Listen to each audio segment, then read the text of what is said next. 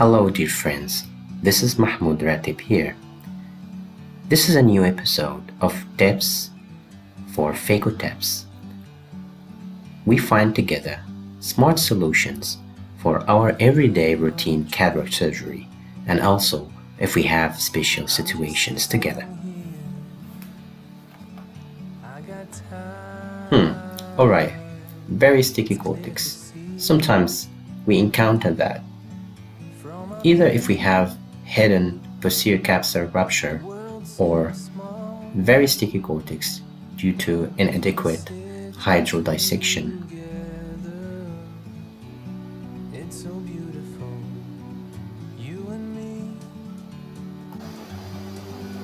We might not be able to aspirate the cortex using the usual IA cannulas.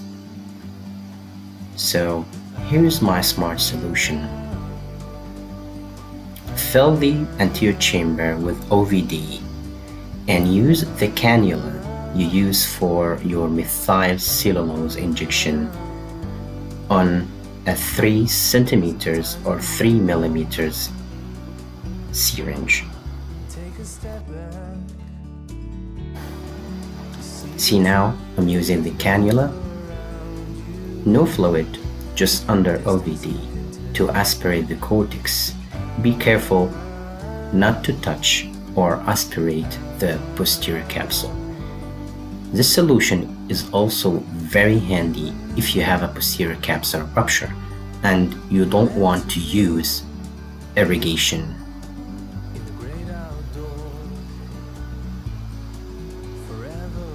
I'm showing here the syringe I'm using and the cannula as well. You see, very easy, very handy, and very safe.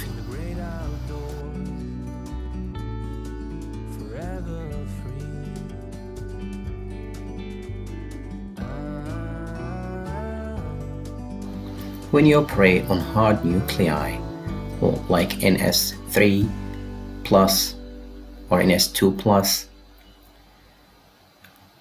after you do careful hydrodissection and hydrodelineation, try to emulsify the nucleus by injecting inside the substance of the nucleus.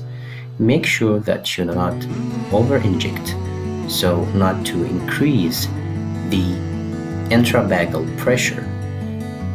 This will help you to efficiently emulsify the nucleus.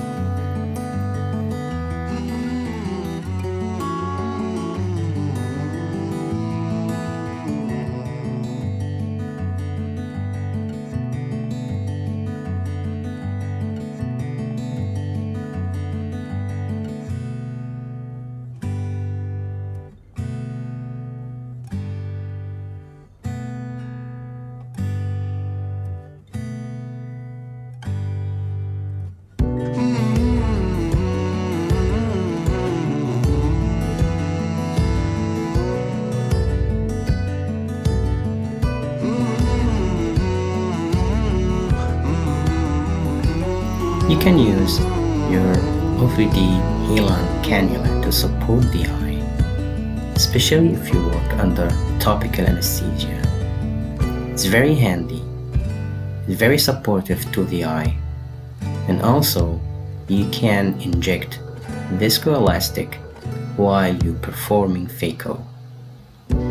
That if you have the ability to work with both hands.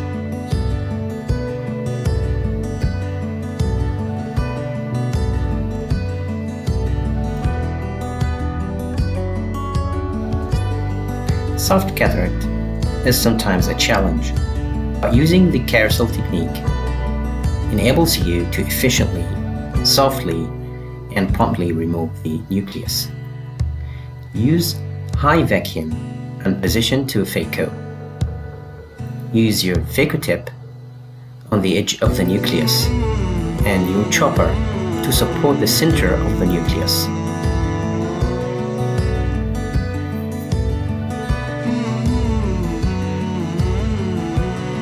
Here's another example of using the carousel technique. to remove soft cataract. You can also try it on harder nuclei.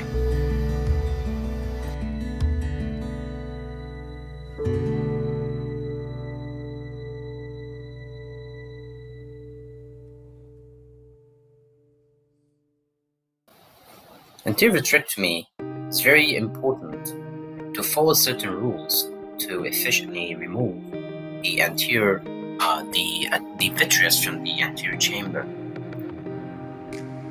Working on a low flow to decrease the fluid wave that will bring more vitreous from the back of the eye to the front of the eye is very important. Also, the level of the probe of vitrectomy.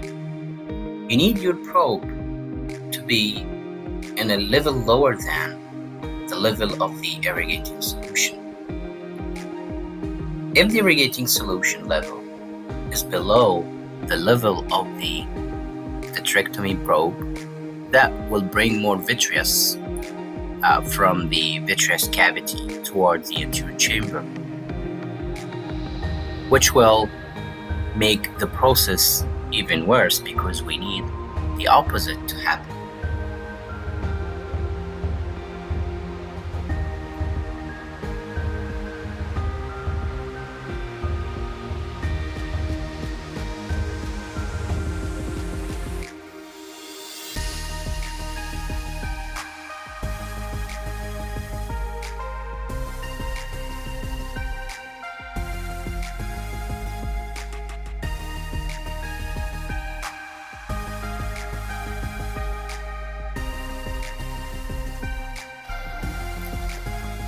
The use of analog or triamcinolone proved to be a very essential step during the anterior vitrectomy process.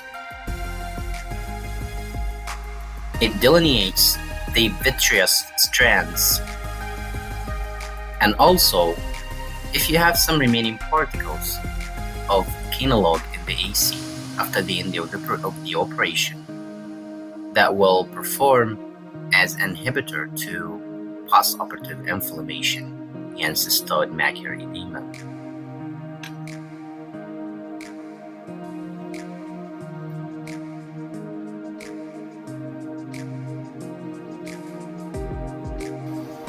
One of the nice tips is to learn how to implant the IOL without using the OVD.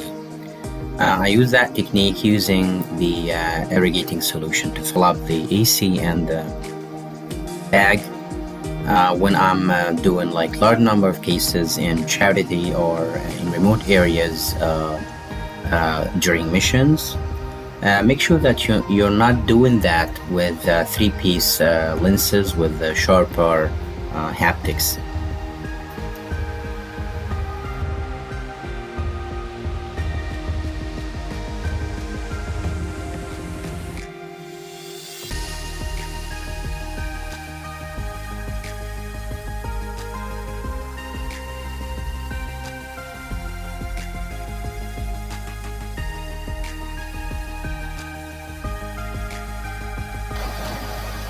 Let's do some phaco tip rock and roll. In some situations where the nucleus is very hard, like the one you're watching now, you can test the hardness of the nucleus on slit lamp or during capsule rixins. You will find it hard to remove and emulsify that nucleus.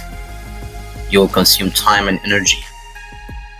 By using the side-by-side rock and movement of the phaco tip, is very handy, very useful. Even if you're still using the ozzle tip, this rock and movement can help you to grab and emulsify the nucleus.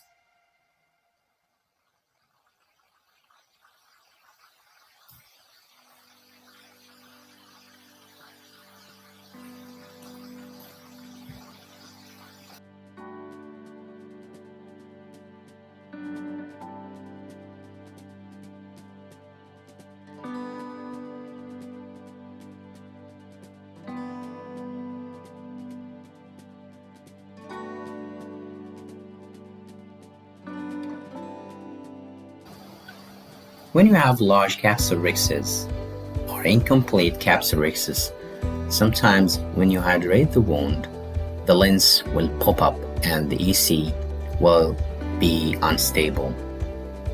You can do hydration of the wound while the AC is still filled with viscoelastic. Then you can remove the viscoelastic. So you can hydrate the wound while the AC is stable. Make sure that you do not increase the intraocular pressure by overhydrating the wounds. After you do corneal wound hydration, you can remove the viscoelastic.